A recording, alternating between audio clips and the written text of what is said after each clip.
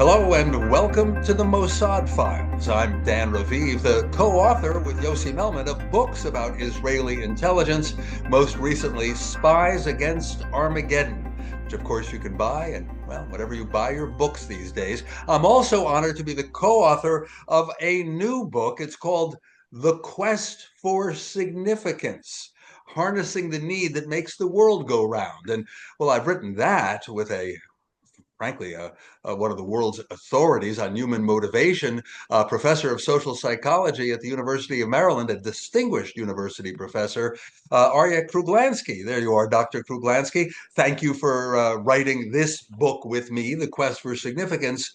But I also know that you've written and thought about the topic of the Mossad files, which is Israeli espionage and security. I even noticed that you wrote about one of Israeli intelligence's great failures in 1973. When the Yom Kippur War broke out, Egypt and Syria took Israel by surprise, and you looked into why that happened.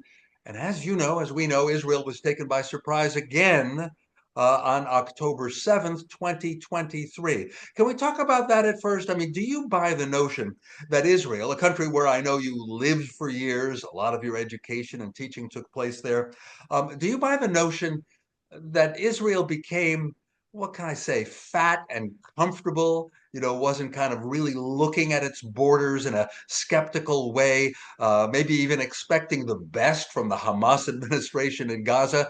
What do you see, considering the social psychology, what do you consider at the root of the failure of October 7th? I think there is such thing as Israeli mentality. And for good or ill, the Israeli mentality in this particular case was in some measure responsible for the failure of 1973, the October War, and another October, October 7, 2024, for the tragedy that occurred recently. 2023, a very 23, respectable correction. yes, 2023, sorry.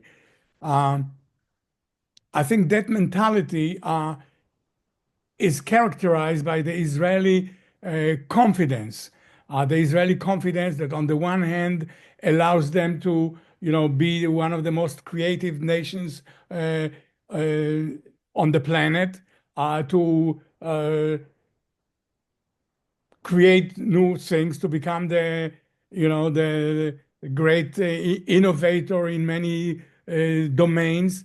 But on the other hand, it's sins by the sin of overconfidence and the idea that things will be okay because we are so optimistic, so self-assured. And I think that allows for our views to become the representation of reality. Our optimism is what accounts for this freezing on a conception, the conception that Egypt would not attack way back then in 1973 unless it has an answer to Israeli air superiority. And until that happens, nothing will happen. The idea that Hamas will not dare do what they did on October 73. The idea that things will be okay because we want to believe that they're okay. So I think that there is this overconfidence that on the one hand made Israel the power that it is, the startup nation, leading the world in arms development, missile development. And on the other hand, it creates the overconfidence that makes us less vigilant and prone to the kind of terrific, horrendous failures that these two October events represent. Well, do you think that even infects the intelligence agencies? I mean, their job is security. Their job is to, well, keep an eye on the borders, keep an eye on the hostile societies all around. I can see that politicians representing the Israeli people as a whole might succumb to what you've been describing.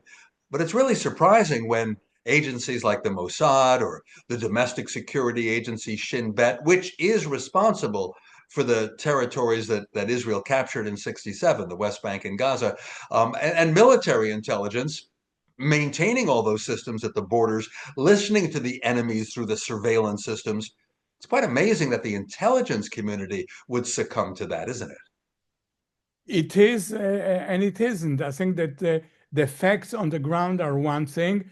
How you interpret them is another thing. And that interpretation was guided by the conception that was grounded in people's sense that what they believe is the truth, and how they interpret the facts is the way it is. That concept, facts on the ground, existed in 73. There were warnings from spies, and the best spy that Israel ever had, the son-in-law of Gamal Abdel Nasser, warned time and time again. And yet it was interpreted as, it was pushed aside, it was belittled because of the conception that guided the major intelligence operators and leaders. And I think the same thing is happening now, that the conception grounded in people's sense of their own self-assurance led to the interpretation of the facts that were on the ground, the warnings that accumulated. It was all ignored, it was all neglected. Yeah, and I noticed that you talk about the conception. I know that in Hebrew, ha-konceptia became a phrase that investigators of the failure of the Yom Kippur War in 1973 came up with, as saying there really was a concept, ha-konceptia, and it could well be when there's a full investigation of the failure of 2023 that they'll say the same. There was a concept that Hamas was trying to just govern the Gaza Strip. Prime Minister Netanyahu even encouraged Qatar to deliver cash to Hamas to let them be, decent administrators. Failures. Of course, a lot of that will come out when eventually there's an investigation. But on the world scale right now, Arie, there's a lot of criticism of Israel, attention to how Israel has been prosecuting its war in Gaza, which began in the weeks after October 7th. Psychologically, is it any surprise that having suffered that setback, that humiliation on October 7th, that Israel would hit the Gaza Strip very hard?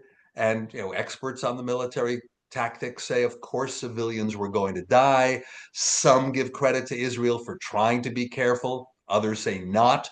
Israel's accused of genocide. But psychologically, that Israel felt a need to hit back very hard. Yes, this relates to the book that we both wrote on significance. The failure on October 7 was, above everything else, perhaps, a huge humiliation to Israel. Israel was considered and has been considered a major superpower in the region, in the Middle East, a country with a world-class army, a country with superior intelligence, was caught with its pants down, its women raped, its children slaughtered. What can be a greater humiliation, a greater fall from greatness? And in order to restore that sense of significance that was so badly lost in the October 7 event,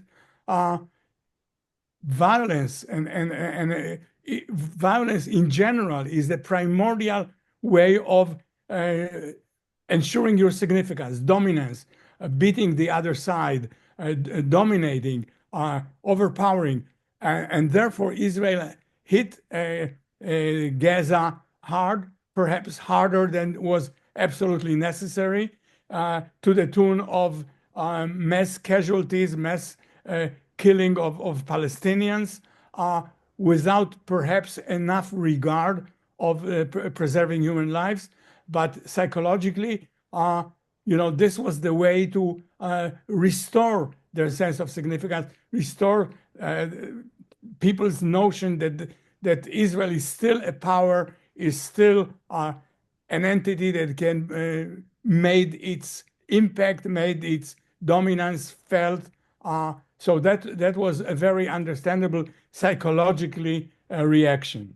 Well, on the world scene, I think it probably was recognized that even beyond the Gaza conflict, once Israel was also attacked from the north by Hezbollah, Iran's puppet, in effect, in Lebanon, that Israel lost patience and hit Hezbollah very hard. We had exploding pagers, exploding walkie-talkies, a brilliant Mossad plot in order to plant those devices in Hezbollah in Lebanon. Quite amazing. But just after that, Israel's Air Force also, after intelligence located the head, Sheikh Nasrallah, Israel's Air Force killed the head of Hezbollah and has very much weakened that group. Around that time, the president of Syria lost power. Again, an ally of Iran. And in Iran's capital, the Mossad was able to assassinate with a bomb in Tehran the political leader of the Hamas movement. Okay, so the world might be impressed.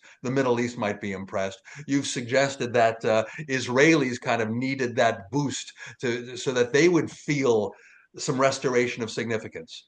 But when you observe Palestinian society, and if you will, especially the extremists of Hamas, who reject the existence of a Jewish state, do you think that works? Hamas is riding high on how it was able to hurt Israelis on October 7th and take so many hostages and really make Israel suffer. This restoration of significance on the Israeli side, does it have an impact on the Palestinian leaders? So far, it does not have sufficient impact. I think were Hamas to be routed out of Gaza, which is now the purpose of the Netanyahu government, if that were to happen, that would prove that the Hamas way of taking care of the Palestinian business through violence, unmitigated violence with Israel, is not the way. So I think, I've done a lot of research on radicalization and de-radicalization. And in what our research shows is that de-radicalization, seeking for an alternative way to solve a conflict, is only possible when the violent way is shown to fail. That has been the case, in all cases that I know of where the radicalization happened.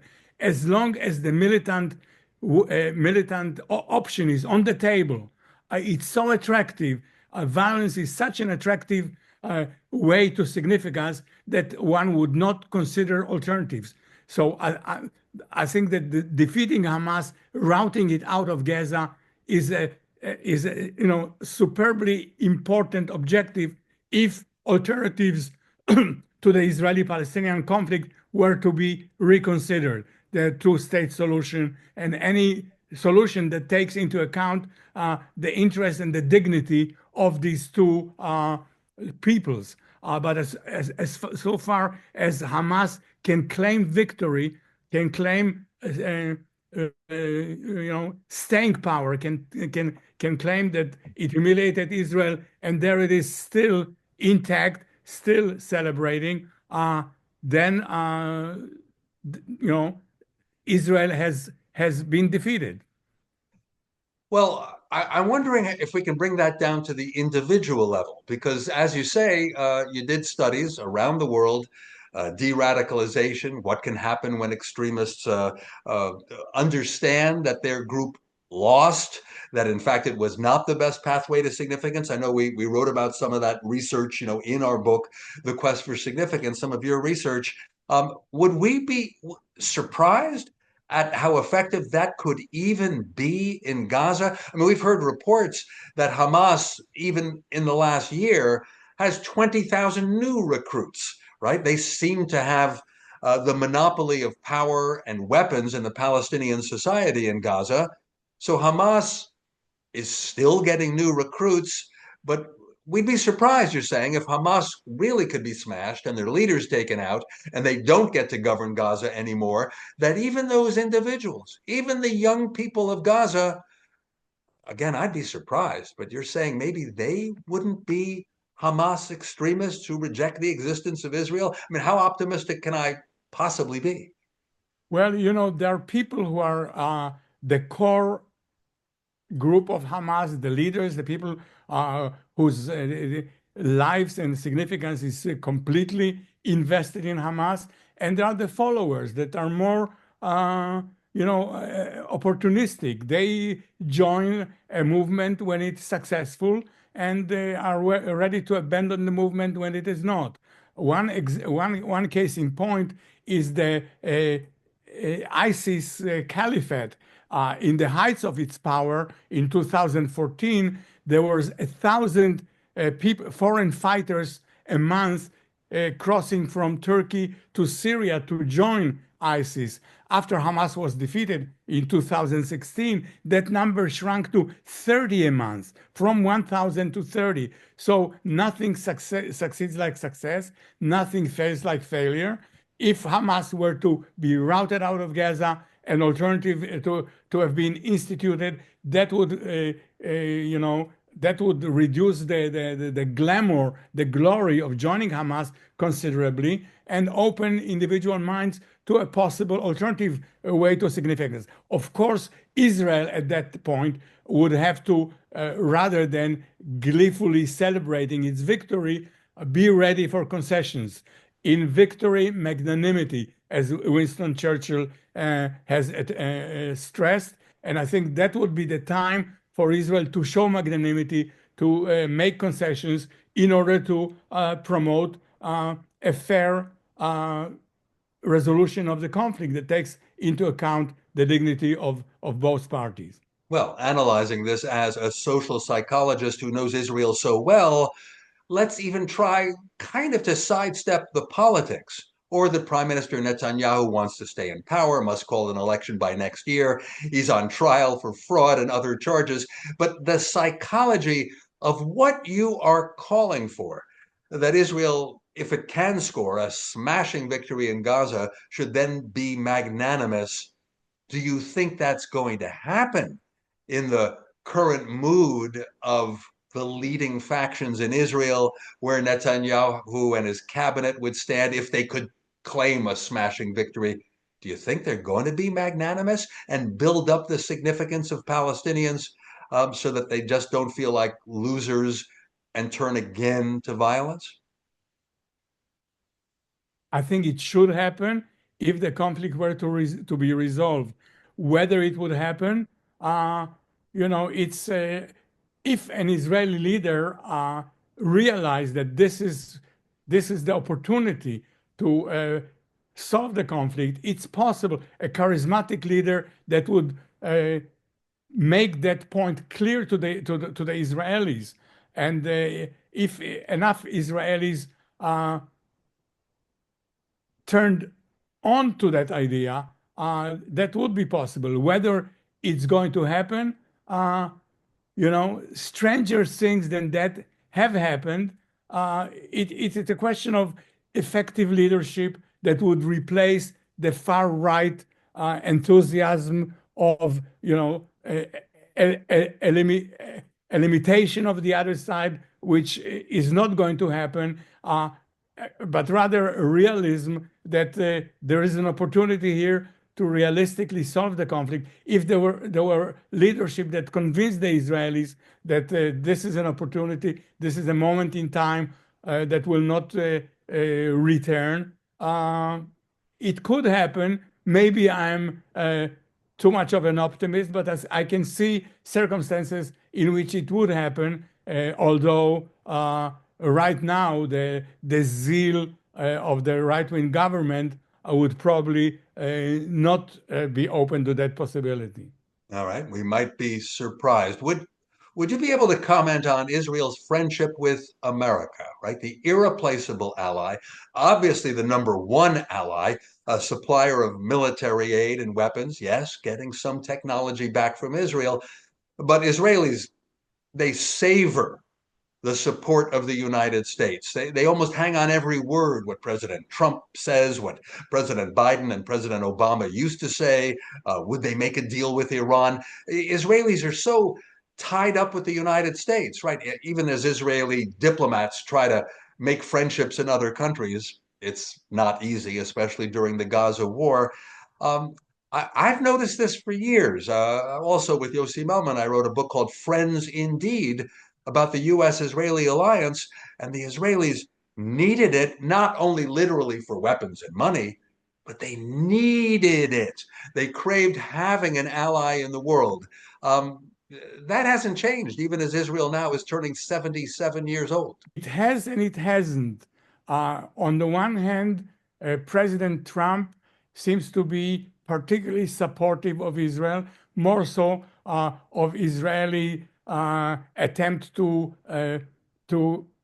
defeat Hamas than any other president, giving a free hand to Israeli military to do whatever it must in order to demolish Hamas. So in that point in time, America seems to be standing on the side of Israel more so than in any other time in history. On the other hand, America is not monolithic. There are two Americas. There is America of the right and America of the left. And whereas Israel has been receiving solid support from America on the right, including the current administration, Israel has been losing gradually and noticeably and significantly the support of the left. And at the present time, the American left is against Israel to probably the highest degree that it ever has been. What you see on the campuses, what you see in the progressive part of the Democratic Party are developments that are really against Israeli policies, against Israeli strategies, against what they call the genocide in Gaza. So yes, Israel has support of the right leaning part of America, but it has been gradually losing America as a whole, in particular America on the left and the young people who to a large extent identify with the leftist interpretation of the Middle Eastern conflict. But Arie, what's the psychological impact on Israel? Would you agree that Israel wants not just friendship from the very big superpower, but here's another level. I noticed when President Trump 7 years ago engineered the Abraham Accords and got the United Arab Emirates, Bahrain, Morocco, and Sudan to recognize Israel, and trade began openly with the United Arab Emirates and Bahrain and travel. Israelis loved it. I think they craved acceptance, especially in the Middle East. That was a strong factor. Yes, no, this has been wonderful, but I think that collaboration with the moderate American regimes, the peace with Egypt and with Jordan, and the acceptance by the Emirates, and possibly also by Saudi Arabia, it's all contingent and will not move much further, in my opinion, until the Palestinian-Israeli issue is resolved. And so far, nobody has come up with any better solution than a two-state solution. Without that happening, I do not think that the Palestinian people can be made to disappear. This eliminationism that prevails on both sides, them wanting to eliminate the Israelis and the Israelis wanting to eliminate and somehow get rid of the Palestinians. These are, will of the wisp. This is not going to happen. So I think that the acceptance by the Middle East writ large, by the modern Arab regimes, is not going to happen, and the situation can even deteriorate in that regard unless the Palestinian-Israeli conflict is resolved. Before we go, I'd like your view about spies themselves, right? This is the Mossad files. What does it take about individuals to realize that they have the skill of taking on other identities, of living a life of lies? And of course, the state of Israel feels it needs that and has had no lack of volunteers of citizens who do want to be Mossad operatives. What does that tell us about Israelis and the kind who'd be willing to live that kind of life? Well, the people who are willing to that kind of life have a special propensity, special cognitive ability to compartmentalize and shut off one part of their identity and exist in multiple universes on different occasions. That takes a special type of cognitive ability, special type of cognitive talent. But also the spies are, of course, deriving a great deal of significance by the virtue of the fact that they are secretive, they know something that others do not know. They are superior to their environment in a sense, and that is, extremely significance bestowing. So, the cognitive ability and the way being a spy, being a James Bond, being somebody who is pretending to be somebody else and respected by somebody else while knowing full well that they are actually serving a different cause. That's extremely gratifying, and people who do that feel very special and very significant indeed. Must be part of the attraction. Thank you so very much. Our guest here on the Mossad Files has been Professor Arie Kruglanski, a leading social psychologist and co-author with me of a book called The Quest for Significance. Thank you very much for listening to that and the psychological aspects of what we often discuss here on the Mossad Files, Israel's various crises and grappling with possible solutions. Arie Kruglanski, thank you very much. Thank you. It's been a pleasure.